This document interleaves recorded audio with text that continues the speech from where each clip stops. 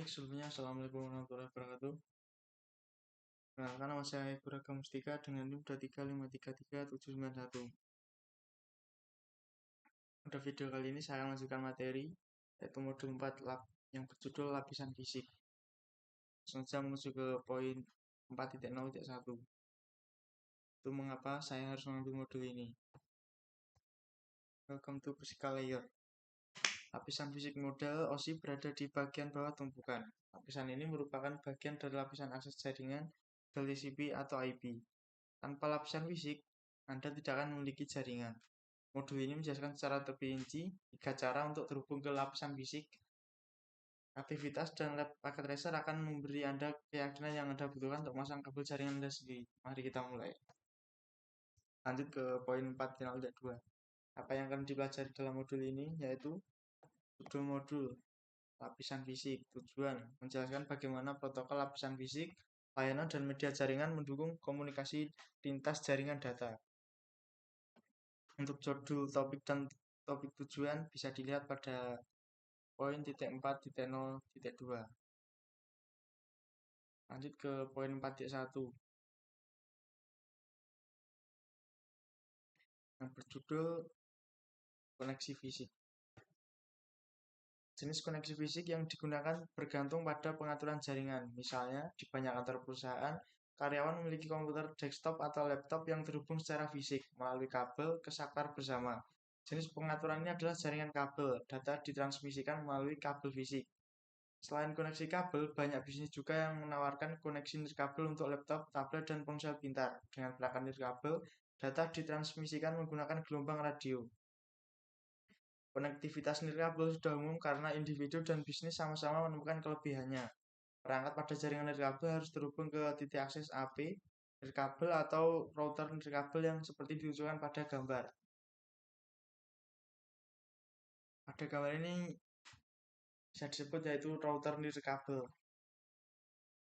Untuk komponen-komponennya bisa dilihat pada poin 4.1.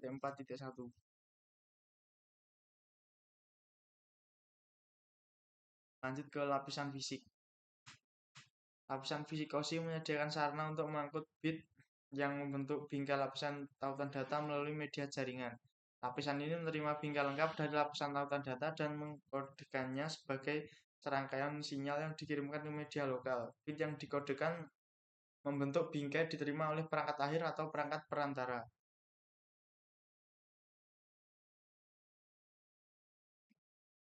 Pada gambar ini terdapat sebuah contoh proses enkapsulasi. Bagian terakhir dari proses ini menunjukkan bit yang dikirim melalui media fisik. Lapisan fisik mengkodekan bingkai dan menciptakan sinyal listrik, optik, atau gelombang radio yang mewakili bit dalam setiap bingkai. Sinyal ini kemudian dikirim melalui media satu persatu. Lapisan fisik simpel tujuannya mengambil sinyal-sinyal individual ini dari media, memulihkannya ke representasi bitnya, dan meneruskan bit-bit tersebut ke lapisan tautan data sebagai bingkai lengkap. Lanjut ke poin 4.2.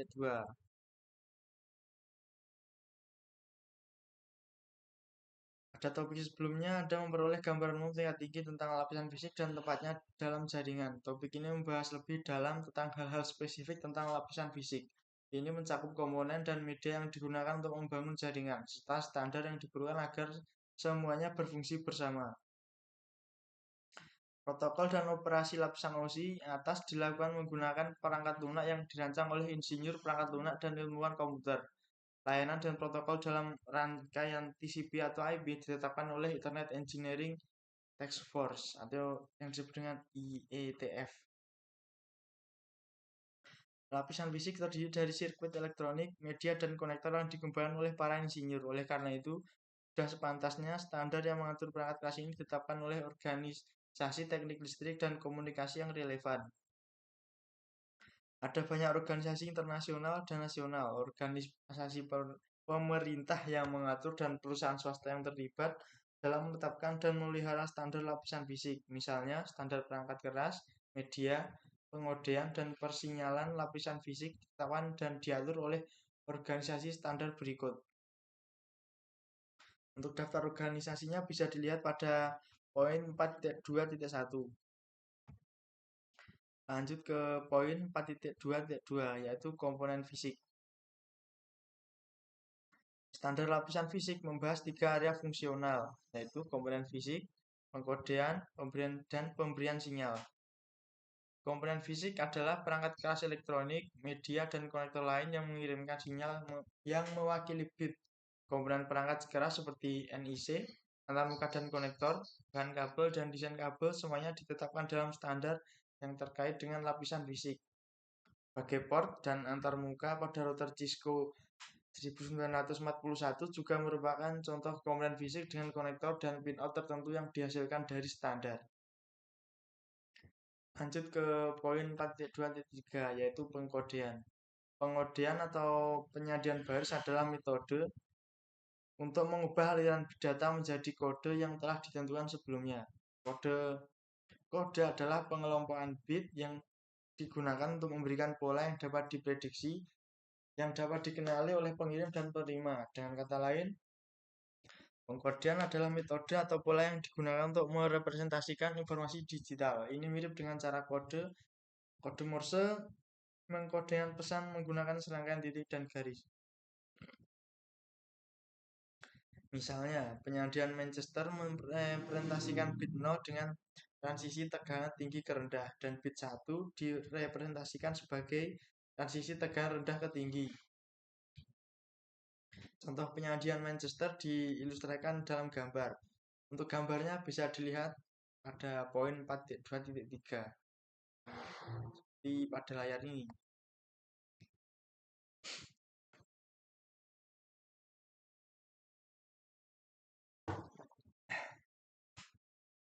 Lanjut ke poin 4.2.4 persinyalan.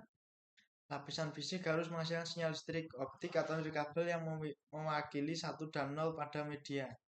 Cara bit direpresentasikan disebut metode persinyalan. Standar lapisan fisik harus menentukan jenis sinyal yang mewakili 1 dan jenis sinyal yang mewakili 0. Ini bisa sederhana perubahan level sinyal listrik atau pulsa optik. Misalnya pulsa panjang mewakili 1, sedangkan pulsa pendek mungkin mewakili 0. Ini serupa dengan metode pensinyalan yang digunakan dalam kode Morse, yang dapat menggunakan serangkaian nada hidup mati, lampu, atau klik untuk mengirim teks melalui kabel telepon atau antar kapal di laut. Lanjut ke poin 4.2.5 lebar pita. Media fisik yang berbeda mendukung transport bit pada kecepatan yang berbeda. Transport data biasanya dibahas dalam hal lebar pita. Lebar pita adalah kapasitas media untuk membawa data.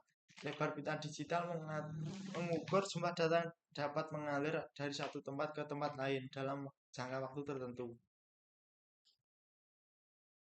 Lebar pita biasanya diukur dalam kilobit per detik atau yang disingkat dengan kbps, megabit per detik atau mbps, atau gigabit per detik gbps.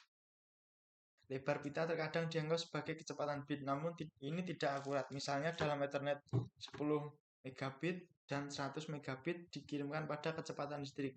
Perbedaannya adalah jumlah bit yang dikirim per detik.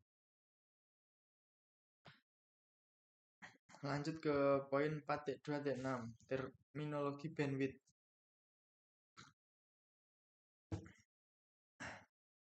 Istilah yang digunakan untuk mengatur kualitas bandwidth meliputi yaitu latensi, hasil produksi, atau bagus sekali.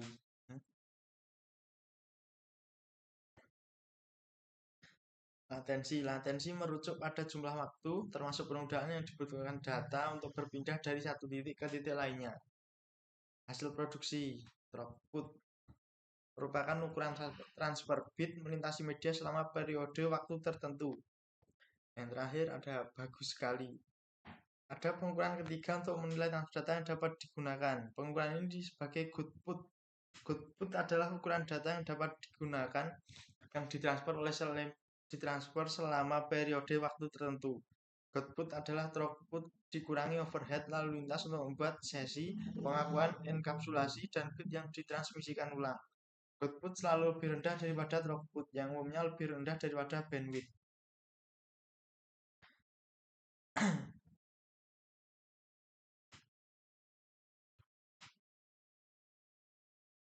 Lanjut ke poin 4.3 yaitu kabel tembaga.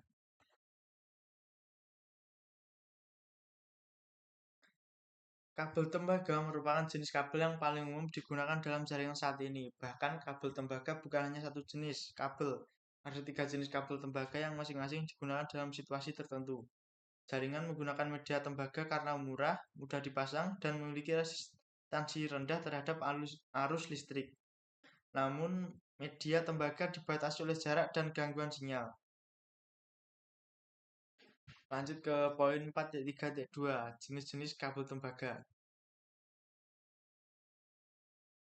Ada 3 jenis utama media tembaga yang digunakan dalam jaringan, yaitu UTP tanpa pelindung, STP terlindung, dan kabel koaksial. Atau yang bisa disebut dengan kabel antena.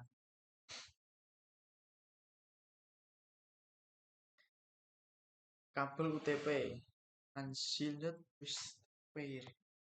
Kabel UTP merupakan media jaringan yang paling umum. Kabel UTP yang diakhiri dengan konektor RJ45 digunakan untuk menghubungkan host jaringan dengan jaringan perantara seperti switch atau router. Dalam LAN, kabel UTP terdiri dari 4 pasang kabel berkode warna yang dipilih bersama-sama lalu dibungkus dalam selubung plastik fleksibel yang melindungi dari kerusakan fisik ringan. Pelintiran kabel membantu melindungi dari gangguan sinyal dari kabel lain, seperti terlihat pada gambar. Kode warna mengidentifikasi pasangan dan kabel individual dan membantu dalam terminasi kabel. Lanjut ke kabel STP. Kabel STP memberikan perlindungan yang lebih baik terhadap gangguan kabel UTP. Namun dibandingkan kabel UTP, kabel STP jauh lebih mahal dan sulit dipasang. Seperti kabel UTP, STP menggunakan konektor RJ45. Kabel STP menggabung teknik pelindung untuk menangkal EMI dan RFI, dan lilitan kabel untuk menangkal crosstalk untuk mendapatkan manfaat penuh dari pelindung.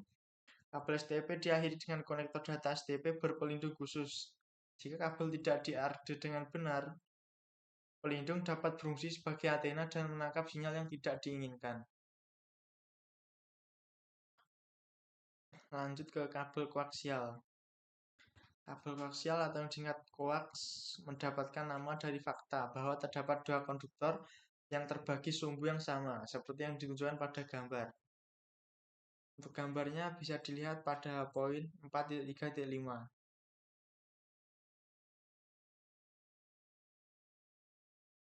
Lanjut ke poin 4.4 yaitu kabel UTP. Sifat-sifat kabel UTP. Pada topik sebelumnya, Anda telah mempelajari sedikit tentang kabel tembaga UTP karena kabel UTP merupakan standar untuk penggunaan di LAN. Topik ini membahas secara rinci tentang kelebihan dan keterbatasannya, serta apa yang dapat dilakukan untuk menghindari masalah. Bila digunakan sebagai media jaringan, kabel UTP terdiri dari 4 pasang kabel tembaga berkode yang dipilih bersama-sama lalu dibungkus dalam selubung plastik fleksibel. Ukuran yang kecil dapat menguntungkan selama pemasangan. Kabel UTP tidak menggunakan pelindung untuk menangkal EMI dan RFI. Sebagai gantinya, perancang kabel telah menemukan cara lain untuk membatasi efek negatif crosstalk, yaitu pembatalan dan memvariasikan jumlah lilitan per pasang kabel.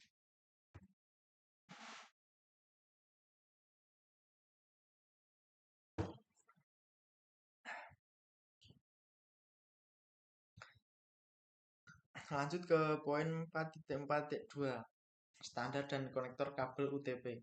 Pengkabelan UTP mematuhi standar yang ditetapkan bersama oleh TIA atau EIA. Secara khusus, TIA atau EIA 568 menetapkan standar pengkabelan komersial untuk instalasi LAN dan merupakan jaringan yang paling umum digunakan dalam lingkungan pengkabelan LAN. Beberapa elemen ditetapkan adalah sebagai berikut. Yang pertama, jenis kabel, panjang kabel, jenis konektor, dan terminasi kabel. Dan yang terakhir, metode pengujian kabel. Lanjut ke poin 4.4.3.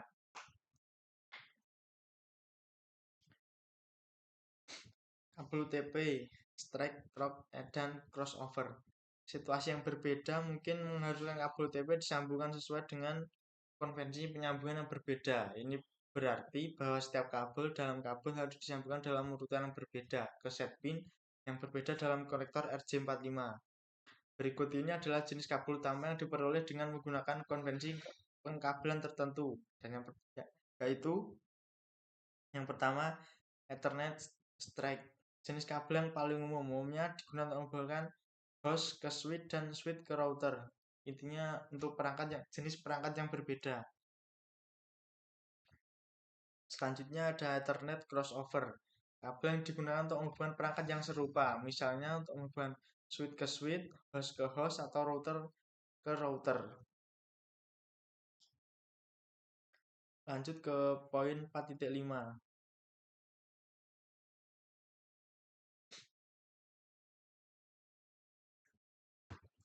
Properti kabel serat optik. Kabel serat optik mentransmisikan data melalui jarak yang lebih jauh dan pada bandwidth yang lebih tinggi daripada media jaringan lainnya. Tidak seperti kabel tembaga. Kabel serat optik dapat mentransmisikan sinyal dengan redaman yang lebih sedikit dan penuhnya kebal terhadap MI dan RFI. Serat optik umumnya digunakan untuk menghubungkan perangkat jaringan.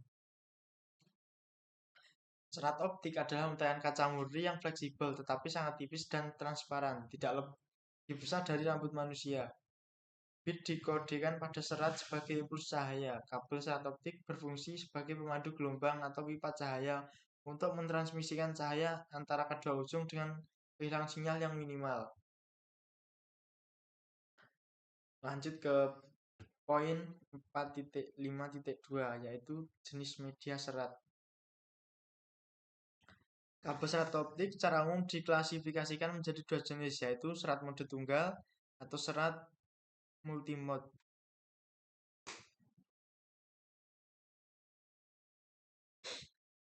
Untuk gambarnya bisa dilihat pada poin 4.5.2. Lanjut ke poin 4.5.3.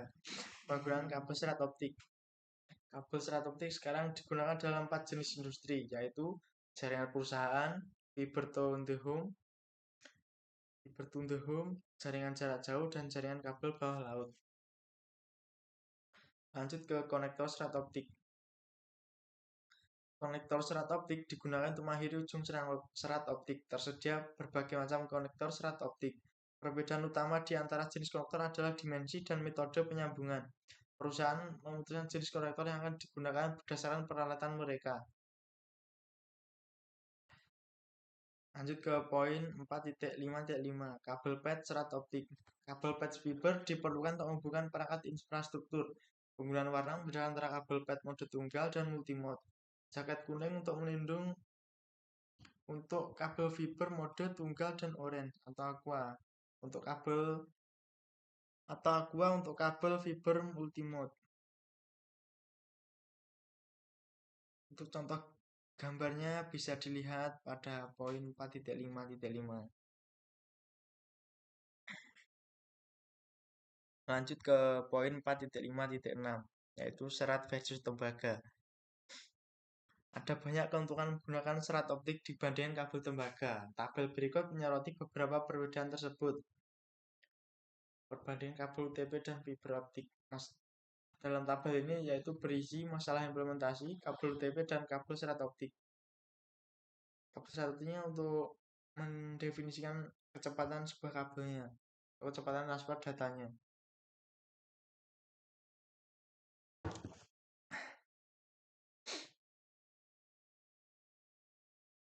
Lanjut ke poin 4.6.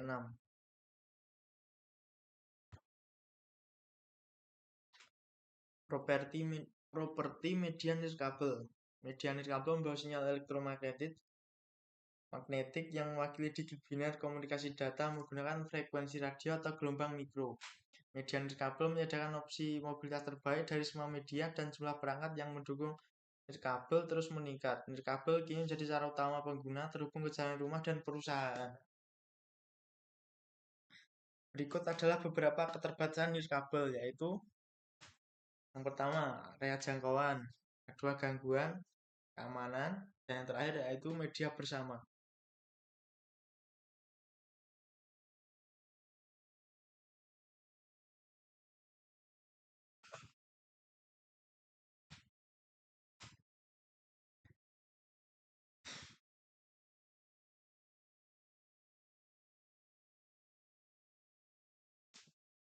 Lanjut ke poin 4.63 yaitu jaringan LAN nirkabel. Implementasi data nirkabel yang umum memungkinkan perangkat untuk terhubung secara nirkabel melalui LAN. Secara umum, WLAN memerlukan perangkat jaringan berikut yaitu titik akses nirkabel atau yang disebut dengan AP, access point. Dan yang kedua ada adaptor NIC nirkabel. Untuk contoh gambar Cisco Meraki MX Alphawave bisa dilihat pada poin 4.6.3. Sebelumnya mohon maaf kalau ada terdapat suara berisik karena kakak saya masih masukkan motor. Lanjut ke bab 5 yaitu sistem bilangan.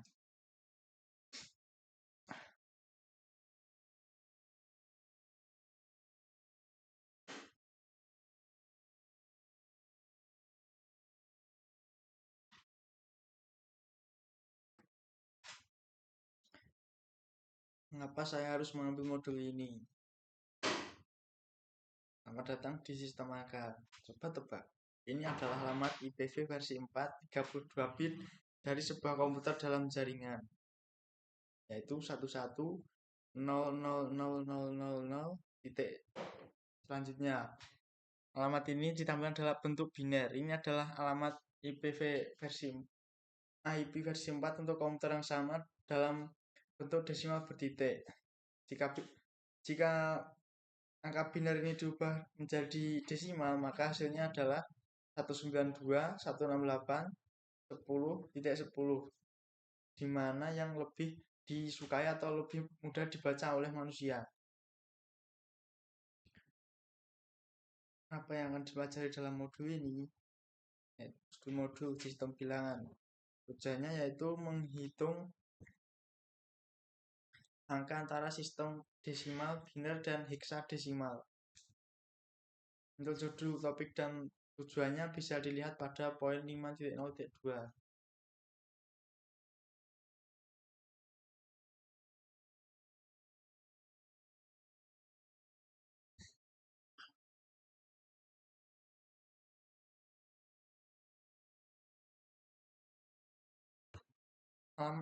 Alamat IP versi 4 dimulai sebagai biner, serangkaian angka 1 dan 0. Angka-angka ini sulit dikelola, sehingga administrator jaringan harus mengubahnya menjadi desimal.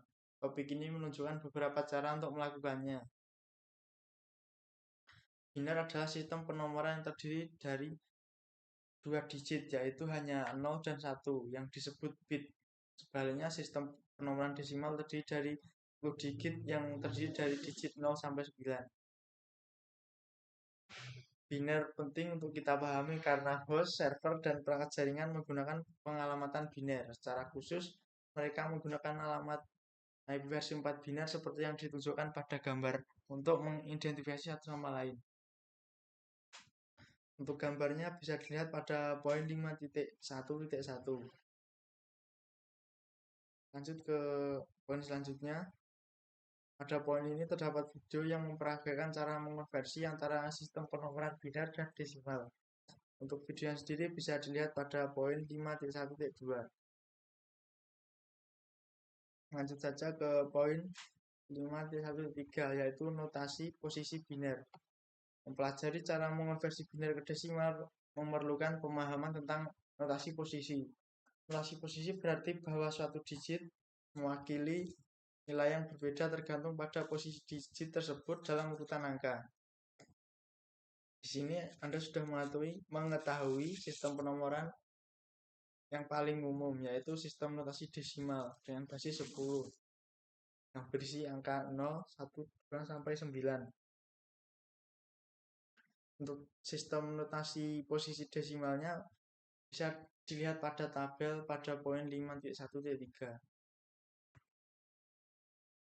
Lanjut ke poin 5.1.4. Sistem bilangan biner. Ini ada suatu pertanyaan. Kita skip saja. Lanjut ke poin 5.1.5 yaitu konversi biner ke desimal. Untuk mengonversi alamat biner IP versi 4 pada yang desimal bertitiknya bagi alamat IP versi 4 menjadi 4 oktet 8 bit. Selanjutnya terapkan nilai posisi biner ke angka biner oktet pertama dan hitunglah sesuai dengan itu. Untuk tabel angkanya bisa dilihat pada poin 5.1.5.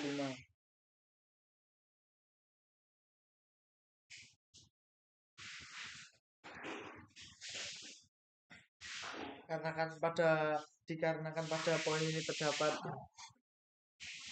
pertanyaan, maka saya akan langsung saja lanjut ke poin 5.2, yaitu sistem bilangan heksadesimal.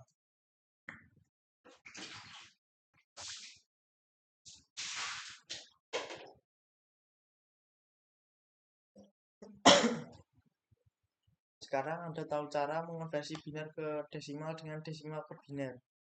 Anda memerlukan keterampilan itu untuk memahami pengalamatan IP versi 4 di jaringan Anda. Namun Anda juga mungkin menggunakan alamat IP versi 6 di jaringan Anda. Untuk memahami alamat IP versi 6, Anda harus dapat mengonversi heksadesimal ke desimal dan sebaliknya. Lanjut ke poin 5.2.2. Pada poin ini terdapat video untuk melihat cara mengonversi antara sistem penomoran heksadesimal dan desimal. Dikarenakan pada poin-poin lain ini hanyalah pertanyaan, maka saya akan langsung saja lanjut ke poin atau bab 6, lapisan tautan data.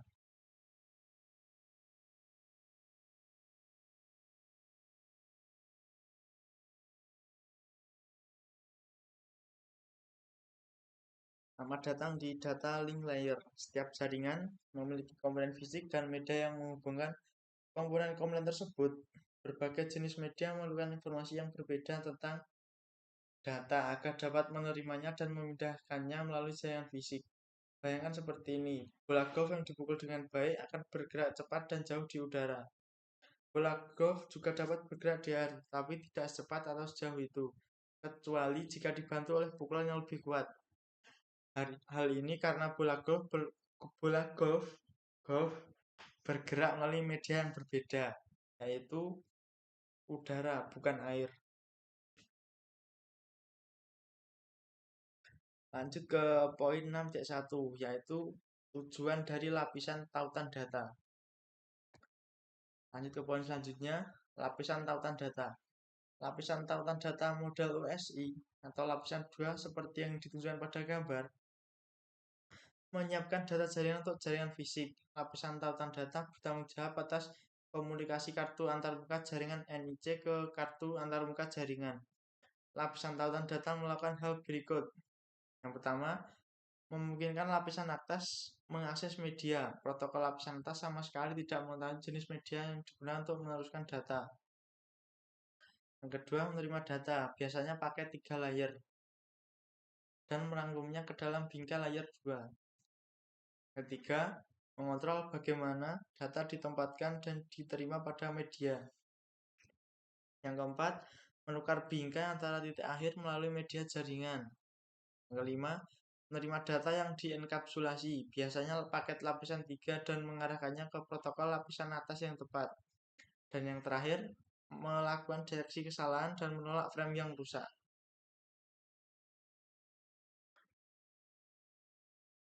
Lanjut ke poin 6.1.2, yaitu sublapisan tautan data, LAN atau MAN IEEE 802.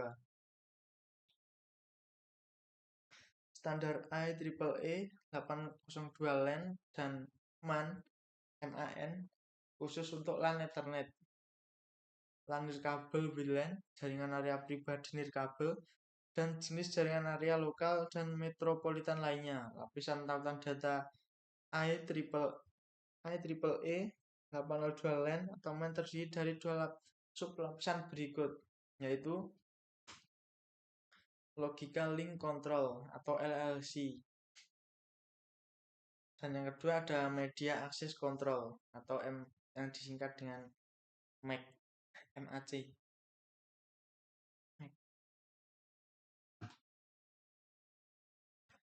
Lanjut ke poin 6.1.3, yaitu menyediakan akses ke media. Setiap lingkungan jaringan yang ditemui paket saat berpindah dari host lokal ke host jarak jauh dapat memiliki karakteristik yang berbeda. Misalnya, LAN Ethernet biasanya terdiri dari banyak host yang bersaing untuk mendapatkan akses pada media jaringan. Sublapisan MAC mengatasi hal ini dengan tautan serial. Metode akses mungkin hanya terdiri dari koneksi langsung antara dua perangkat saja, misalnya dua router. Oleh karena itu, metode ini tidak akan menggunakan teknik yang digunakan oleh sublapisan MAC IEEE 802. Lanjut ke antarmuka router membungkus paket dalam bingkai yang sesuai. Metode kontrol akses media yang sudah digunakan untuk mengakses setiap tautan. Dalam setiap pertukaran paket lapisan jaringan, mungkin ada banyak lapisan tautan data dan transisi media. Pada setiap hop sepanjang jalur router melakukan fungsi dua layer berikut, yaitu menerima bingkai dari media, membuka bungkusan bingkai, merangkum ulang paket ke dalam bingkai baru, menurunkan bingkai baru sesuai dengan media segmen jaringan fisik tersebut.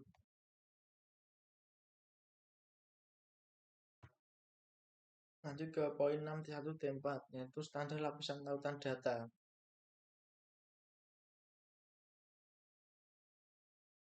Yaitu protokol lapisan tautan data umumnya tidak didefinisikan oleh request for comments atau RFC, tidak seperti protokol lapisan atas rangkaian TCP atau IP. IETF mengelola protokol dan layanan fungsional untuk rangkaian protokol TCP atau IP di lapisan atas, tetapi mereka tidak mendefinisikan fungsi dan operasi lapisan akses jaringan TCP atau IP. Lanjut ke poin 6.2, yaitu topologi.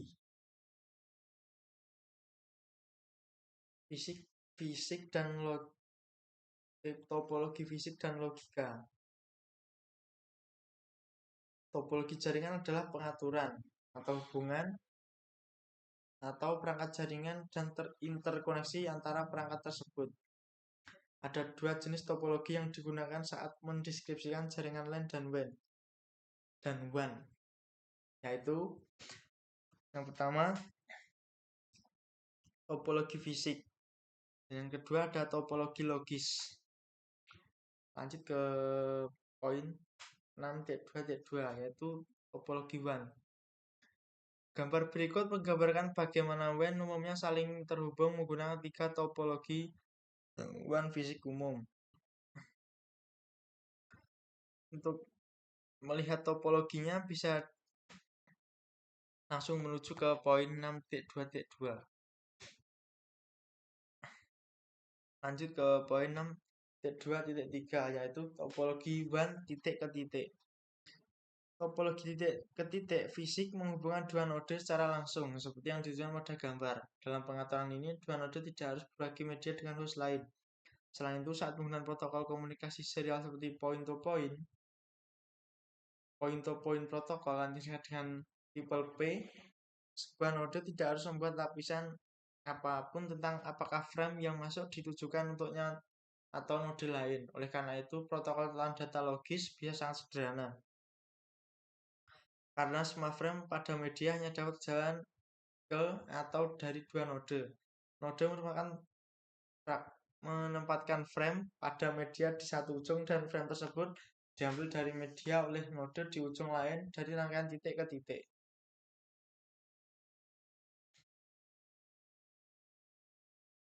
Lanjut ke poin 6.2.4, yaitu topologi LAN. Dalam LAN multi-akses, perangkat akhir yaitu node saling terhubung menggunakan topologi bintang atau topologi bintang yang diperluas. Seperti yang ditunjukkan pada gambar, dalam jenis topologi ini perangkat akhir terhubung ke perangkat perantara pusat. Dalam hal ini saklar Ethernet bintang yang diperluas memperluas topologi ini dengan menghubungkan beberapa saklar Ethernet. Topologi bintang dan yang diperluas mudah dipasang, sangat mudah diskalakan, atau mudah untuk menambah dan menghapus perangkat akhir, dan mudah untuk memecahkan masalah. Topologi bintang awal menghubungkan perangkat akhir menggunakan hub Ethernet.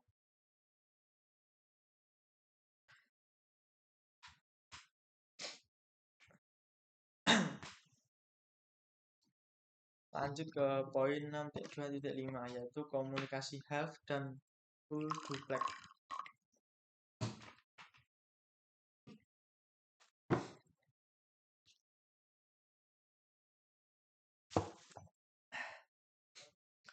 Komunikasi half dan full duplex. Memahami komunikasi duplex penting saat membahas topologi LAN karena komunikasi duplex mengacu pada arah transmisi data antara dua perangkat. Ada dua mode duplex yang umum, yaitu komunikasi setengah duplex dan komunikasi duplex penuh. Lanjut ke poin 6.2.6 yaitu metode kontrol akses. Ethernet LAN dan WLAN merupakan contoh jaringan multi akses. Jaringan multi akses adalah jaringan yang dapat memiliki dua atau lebih perangkat akhir yang mencoba mengakses jaringan secara bersamaan. Beberapa jaringan multi akses memerlukan aturan untuk mengatur cara perangkat berbagi media fisik. Ada dua metode kontrol akses dasar untuk media bersama. Yang pertama, akses berbasis pertentangan, dan yang kedua ada akses terkendali. Penjelasannya yaitu akses berbasis pertentangan. Dalam jaringan multi akses berbasis pertentangan, semua node beroperasi dalam setengah duplex, bersaing untuk menggunakan media, namun hanya satu perangkat yang dapat mengirim pada satu waktu. Oleh karena itu ada proses. Jika lebih dari satu perangkat mengirim pada waktu yang sama, maka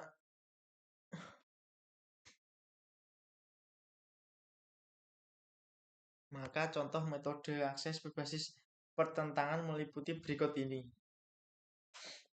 Untuk gambarnya bisa dilihat pada 6.2.5. Poin 6.2.6.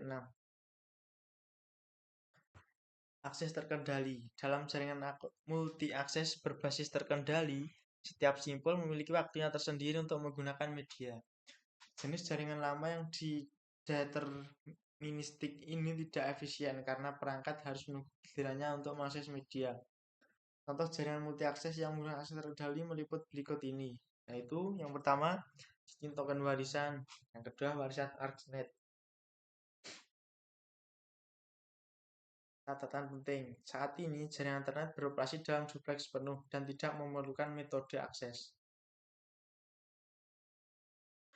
Lanjut ke poin 6.2.7, akses berbasis pertentangan. Contoh jaringan akses berbasis pertentangan meliputi hal berikut ini. Yang pertama, jaringan linear kabel menggunakan CSMA atau CA. Yang kedua, topologi bus warisan Ethernet LAN menggunakan CSMA atau CD. Dan yang terakhir, LAN Ethernet lama menggunakan hub menggunakan CSMA atau CD. Jaringan ini beroperasi dalam mode half duplex. Artinya, hanya satu perangkat yang dapat mengirim atau menerima pada satu waktu. Ini memerlukan proses untuk mengatur kapan perangkat dapat mengirim dan apa yang terjadi jika beberapa perangkat mengirim pada saat yang sama. Jika dua perangkat mengirim pada saat yang bersamaan, maka terjadi tabrakan atau crash.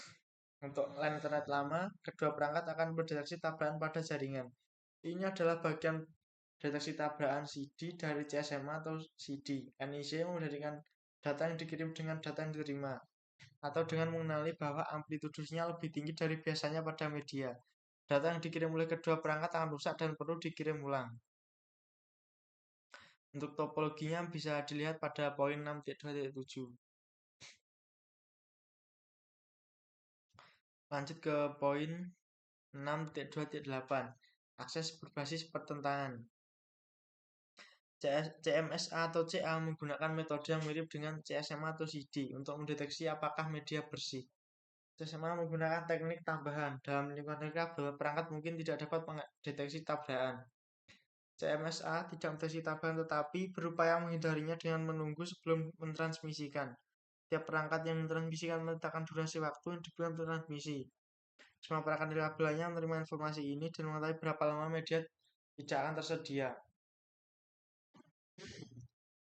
Pada gambar, jika host menerima frame capability access, host B dan C juga melihat frame tersebut dan ini sebelumnya mohon maaf tadi karena terjadi bug crash karena saya menggunakan perekam layar gratisan. Sini saya akan mulai dari awal pada poin 6.8, yaitu akses berbasis penetangan atau disebut dengan CSMA. Bentuk lain CSMA yang digunakan oleh VLAN IEEE 802.11 adalah Area Sense Multiple Access atau Collision Avoidance atau CSMA singkat CA. CMSA menggunakan metode yang mirip dengan CSMA untuk mendeteksi apakah media bersih. CMSA menggunakan teknik tambahan dalam lingkungan nirkabel. Perangkat mungkin tidak dapat mendeteksi tabrakan.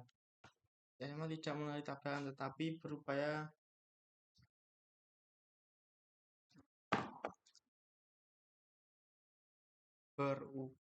menghindarinya dengan menunggu sebelum mentransmisikan. Setiap perangkat yang mentransmisikan menyertakan durasi waktu yang dibutuhkan untuk transmisi.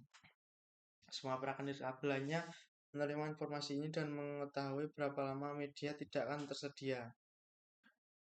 Untuk pada gambar, jika host A menerima frame nirkabel dari akses, host B dan C juga akan melihat frame tersebut dan berapa lama media tidak akan tersedia.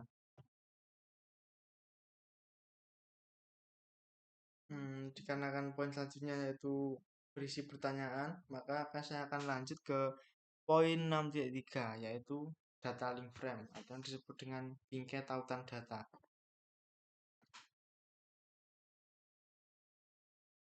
Topik ini membahas secara rinci apa yang terjadi frame tautan data saat bergerak melalui jaringan. Informasi tambahan ke frame ditentukan oleh protokol yang digunakan. Lapisan tautan data menyiapkan data yang dikapsulasi, biasanya paket IP versi 4 atau IP versi 6, untuk diangkut melintasi media lokal dengan mengkapsulasinya dengan header dan trailer untuk membuat bingkai. Protokol tautan data bertanggung jawab atas komunikasi NIC ke NIC dalam jaringan yang sama. Meskipun ada banyak protokol lapisan tautan data yang menjalankan bingkai lapisan tautan data. Setiap jenis bingkai memiliki 3 bagian dasar. Yang pertama, judul data cuplikan. Lanjut ke poin 6.3.2, yaitu bidang bingkai. Pembingkaian membagi aliran menjadi pengumpulan yang dapat diuraikan dengan informasi kontrol yang disisipkan di header dan trailer. Sebagian nilai di bidang yang berbeda. Format ini memberikan sinyal fisik satu struktur yang dikenal oleh node dan dikodekan menjadi paket di tempat tujuan. Bidang bingkai generik ditujukan pada gambar. Tidak semua protokol menetapkan semua bidang ini. Standar untuk protokol tautan data tertentu menentukan format bingkai yang sebenarnya. Lanjut ke poin 6.3, yaitu alamat lapisan 2. Lapisan tautan data dengan alamat yang digunakan dalam mengangkut bingkai melalui media lokal bersama. Alamat perangkat pada lapisan ini disebut sebagai alamat fisik. Pengamatan lapisan tautan data terdapat dalam header bingkai dan menentukan simpul tujuan bingkai pada jaringan lokal. Biasanya berada di awal bingkai, sehingga NIC dapat dengan cepat menentukan apakah alamat tersebut cocok dengan alamat lapisan 2 miliknya sendiri sebelum menerima sisa bingkai. Header bingkai ini juga dapat berisi alamat sumber bingkai. Tidak seperti alamat logis layer 3 yang bersifat hierarkis, alamat fisik tidak menunjukkan di jaringan mana perangkat berada. Sebaliknya, alamat fisik bersifat unik untuk perangkat tertentu. Perangkat yang tetap berfungsi dengan alamat fisik layer 2 yang sama meskipun perangkat berpindah ke jaringan atau subnet lain. Oleh karena itu, alamat layer 2 hanya digunakan untuk menghubungkan perangkat dalam media bersama-sama pada jaringan IP yang sama. Gambar-gambar tersebut mengilustrasikan fungsi alamat layer 2 dan layer 3 saat paket IP bergerak dari host ke router ke router dan akhirnya router ke host. Pada setiap titik di sepanjang jalan paket IP dienkapsulasi dalam bingkai tautan data baru. Setiap bingkai tautan data berisi alamat tautan data, sumber dari NIC yang mirip bingkai, dan alamat tautan data dan data tujuan dari NIC yang menerima bingkai.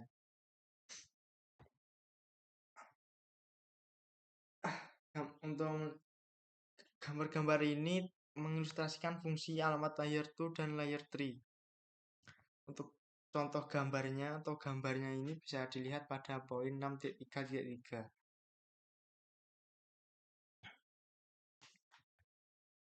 Lanjut ke poin 6.3.4, yaitu bingkai LAN dan WAN. WAN, protokol Ethernet digunakan oleh LAN berkabel. Komunikasi berkabel termasuk dalam protokol WLAN i3.802.11. Protokol ini dirancang untuk jaringan multi-akses. Dan secara tradisional menggunakan jenis protokol lain untuk berbagi jenis topologi point-to-point, hub-spoke, dan full mesh. Beberapa protokol WLAN yang umum selama bertahun-tahun antara lain yaitu protokol titik ke titik atau point-to-point protocol, kontrol tatan data tinggi, relay bingkai, mode transfer asinkron, dan X25.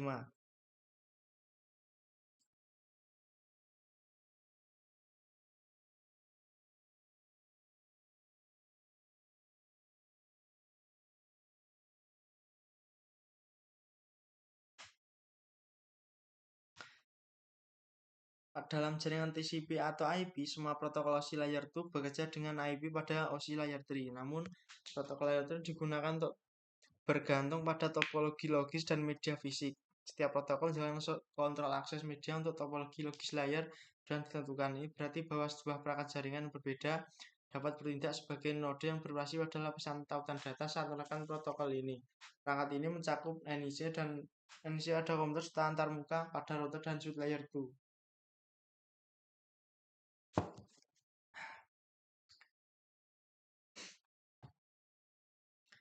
Dikarenakan poin selanjutnya ini berisi pertanyaan, maka saya akan lanjut ke bab 7.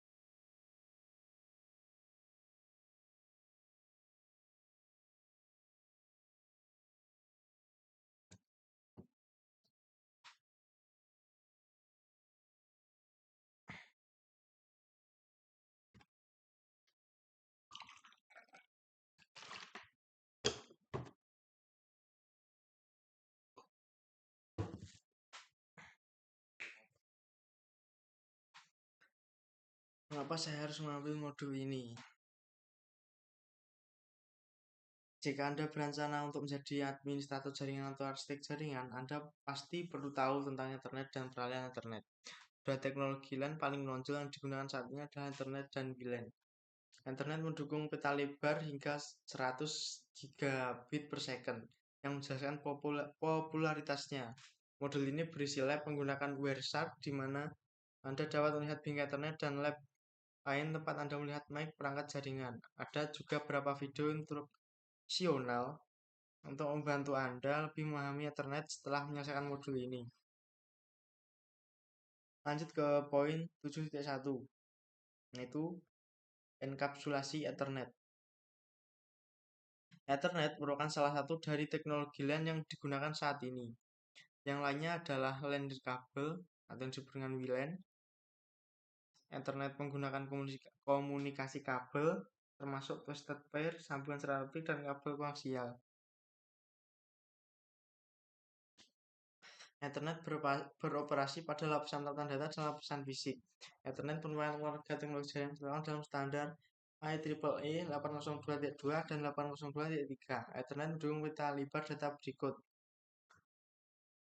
yaitu kecepatan 10 megabit per second, 100 megabit per second, 1000 megabit per second, 10.000 megabit per second, 40.000 megabit per second, dan 100.000 megabit per second. Seperti yang ditunjukkan pada gambar, standar Ethernet mendefinisikan protokol layer 2 dan teknologi layer 1. Untuk gambarnya bisa dilihat pada poin 7.1.1.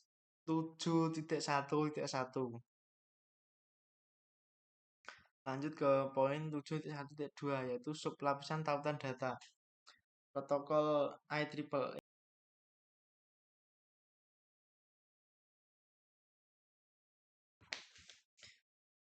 dikarenakan ada masalah lagi, saya akan mengulanginya dari poin 7.1.2. Nah, itu sublapisan tautan data. Protokol IEEE 802 LAN atau MAN termasuk Ethernet menggunakan dua sublapisan terpisah dari lapisan tautan data berikut untuk beroperasi. Sublapisan tersebut adalah logical link control dan media access control seperti yang ditunjukkan pada gambar. Untuk gambarnya bisa dilihat pada poin 7.1.2.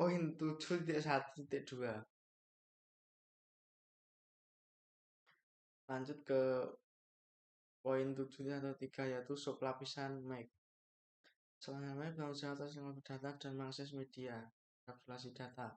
Dan data IEEE 802.3 mencakup berikut, yaitu yang pertama Ethernet, kedua pengawalan Ethernet, yang ketiga yaitu deteksi kesalahan Ethernet. Akses media seperti yang telah ada gambar. Sub lapisan MAC IEEE 802.3 mencakup spesifikasi untuk berbagai standar komunikasi internet melalui berbagai jenis media termasuk tembaga dan serat. Untuk gambar yang sendiri bisa dilihat pada poin 7.1.3.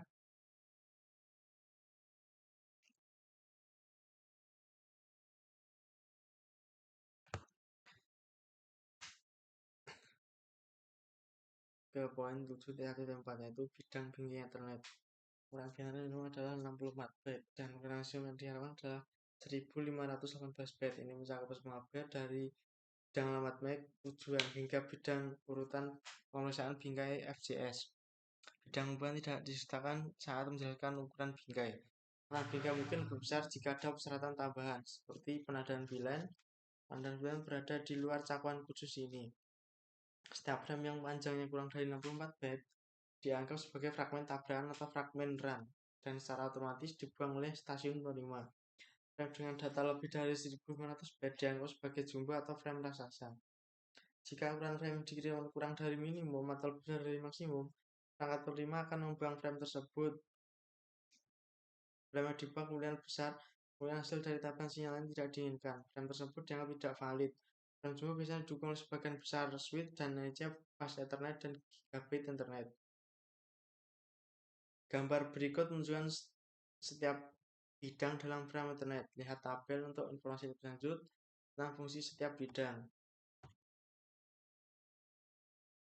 Dan dikarenakan poin selanjutnya ini ada sebuah pertanyaan, maka kita akan langsung saja menuju ke poin 7.2, yaitu alamat MAC dan heksadesimal. Dalam jaringan, alamat IP versi 4 direpresentasikan menggunakan sistem bilangan desimal basis 10 dan sistem bilangan biner basis 2. Alamat IPv versi 6 P6 dan alamat Ethernet direpresentasikan menggunakan sistem bilangan heksadesimal basis 16. Untuk memahami heksadesimal, pertama-tama harus sangat memahami biner dan desimal. Sistem penomoran heksadesimal menggunakan angka 0 hingga 9 dan huruf A hingga F. Alamat MAC Ethernet terdiri dari nilai biner 48 bit. Heksadesimal digunakan untuk mendefinisi alamat Ethernet karena satu digit heksadesimal memiliki 4 bit biner. Oleh karena itu,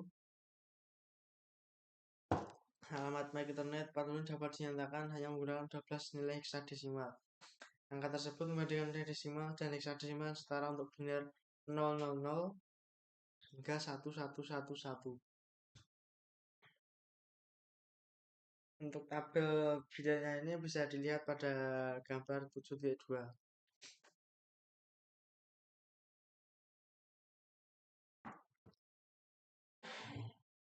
Alamat MAC Internet. Dalam internet, setiap perangkat jaringan terhubung ke media bersama yang sama. Alamat MAC digunakan untuk mengidentifikasi perangkat sumber dan tujuan fisik yang diisi pada segmen jaringan lokal. Pengalamatan MAC menyediakan metode untuk identifikasi perangkat pada lapisan tautan data model GSI. Alamat Internet adalah alamat 48 bit yang dinyatakan menggunakan 12 digit heksadesimal. Seperti yang ditunjukkan pada gambar. Karena satu bit sama dengan 8 bit, kita dapat mengatakan bahwa alamat MAC memiliki panjang 6 byte. Untuk tabel bitnya bisa dilihat pada gambar 7.2.2. Lanjut ke poin 7.2.3 yaitu pemrosesan bingkai. Terkadang alamat MAC disebut sebagai alamat burn-in karena alamat tersebut dikodekan secara permanen ke dalam memori hanya baca atau read only ROM pada NIC. Ini berarti bahwa alamat tersebut dikodekan dalam chip ROM secara permanen.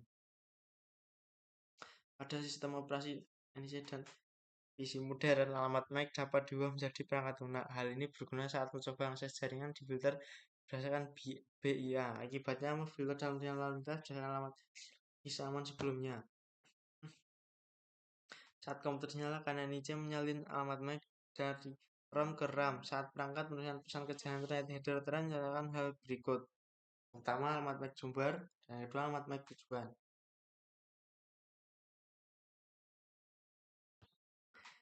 Lanjut ke poin 7.4, yaitu alamat MAC unicast. Dalam Ethernet alamat MAC berbeda digunakan untuk komunikasi unicast, siaran, dan multicast layer 2. Alamat MAC unicast merupakan alamat unik yang digunakan saat suatu bingkai dikirim dari perangkat transmisi ke satu perangkat tujuan. Klik putar dalam animasi untuk melihat bagaimana frame unicast diproses. Untuk memutar animasinya bisa dilihat pada poin 7.4. Lanjut ke poin 7.5 yaitu alamat MAC penyiaran.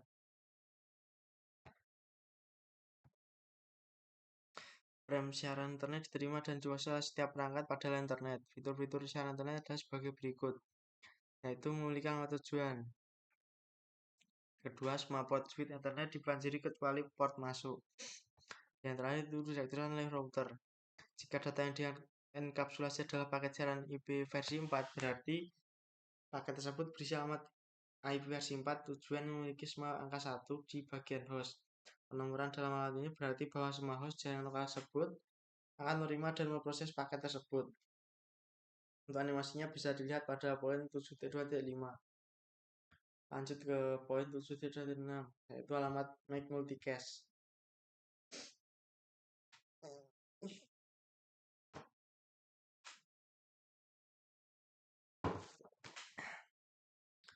Frame multicast internet diterima dan diproses oleh sekelompok perangkat adalah internet yang termasuk dalam grup multicast yang sama. Fitur-fitur multicast internet adalah sebagai berikut.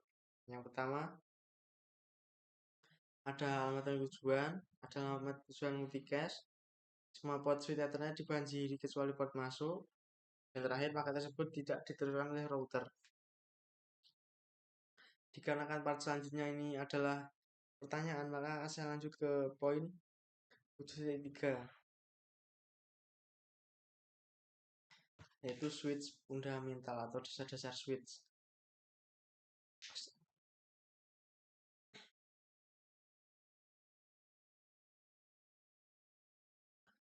Switch Ethernet layer 2 menggunakan alamat MAC layer 2 untuk membuat keputusan penerusan. Switch sama sekali tidak menyadari data yang dibawa dalam bagian data frame seperti paket IP versi 4, HRP atau paket IP versi 6 ND.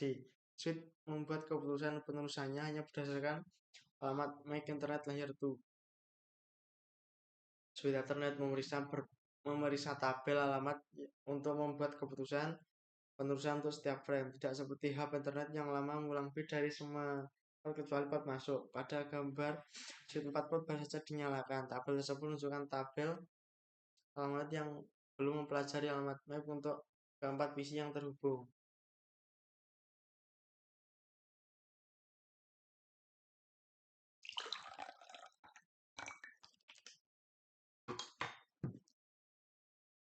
Lanjut ke poin 7.2.3 yaitu pembelajaran dan penulisan switch. Switch secara dinamis membangun tabel alamat MAC dengan memeriksa alamat MAC sumber dari frame yang diterima pada sebuah port. Switch meneruskan frame dengan mencari kecocokan antara alamat MAC tujuan dalam frame dan entry dalam tabel alamat MAC. Lanjut ke poin 7.3.3 yaitu memfilter bingkai. Kenapa? Dikarenakan ada sendiri atau error. Nanti saya akan mengulang dari poin 7.3.3 yaitu memfilter bingkai. Saat switch menerima frame dari perangkat berbeda, switch juga dapat mengisi tabel alamat MAC dengan memisah alamat MAC sumber dari setiap frame. Saat tabel alamat MAC switch berisi alamat MAC tujuan, switch dapat menyaring frame dan meneruskannya ke satu port. Untuk ilustrasinya bisa dilihat pada poin 7.3.3. Di kalangan part-part berikut ini berisi video dan pertanyaan, maka saya akan langsung lanjut saja ke poin 7.4.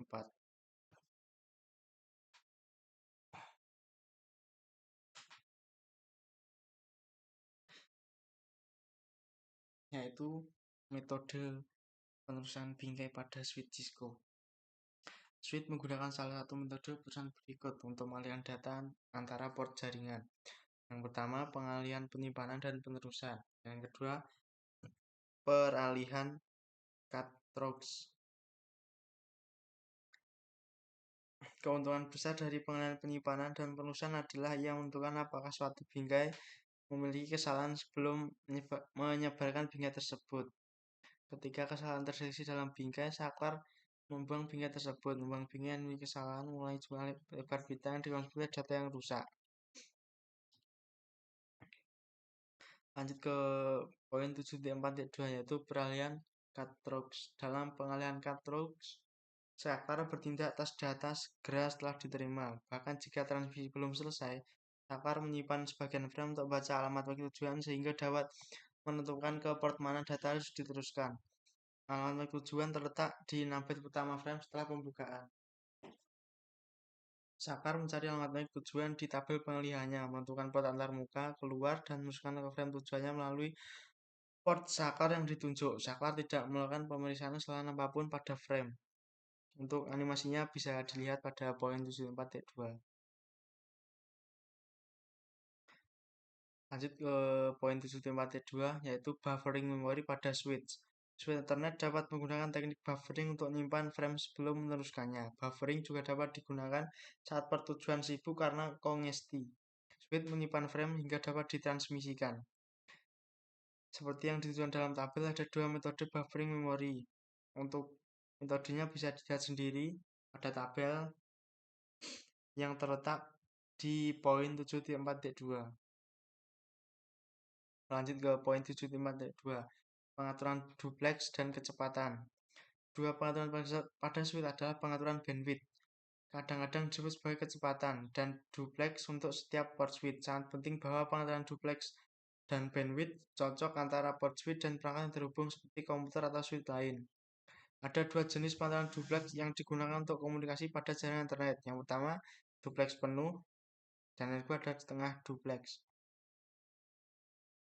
Negosiasi otomatis adalah fungsi opsional terdapat pada sebagian besar switch Ethernet dan NIC. Fungsi ini memungkinkan dua perangkat untuk secara otomatis menegosiasikan kecepatan dan kemampuan duplex terbaik. Duplex penuh dipilih jika dua perangkat memiliki kemampuan beserta lebar pita umum yang tertinggi.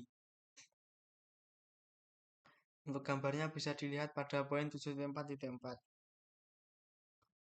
Dan lanjut ke poin selanjutnya. MDIX otomatis. Koneksi antar perangkat dunia memerlukan penggunaan kabel crossover atau straight trunks. Jenis kabel yang diperlukan bergantung pada jenis perangkat yang saling terhubung. Misalnya, gambar tersebut mengidentifikasi jenis kabel yang tepat diperlukan untuk menghubungkan perangkat switch to switch, switch to router, switch to host, atau router ke host. Kabel cross digunakan untuk menghubungkan perangkat yang sama, dan kabel straight untuk perangkat yang berbeda. Untuk ilustrasinya bisa dilihat pada gambar pada poin 7.4.2. Dikarenakan poin selanjutnya dan yang selanjutnya itu pertanyaan, maka saya akan akhiri saja. Bila ada salah dan kurang kata pada yang saya lakukan, bila ada salah kata saya mohon maaf. Assalamualaikum warahmatullahi wabarakatuh. Terima kasih telah menonton video ini.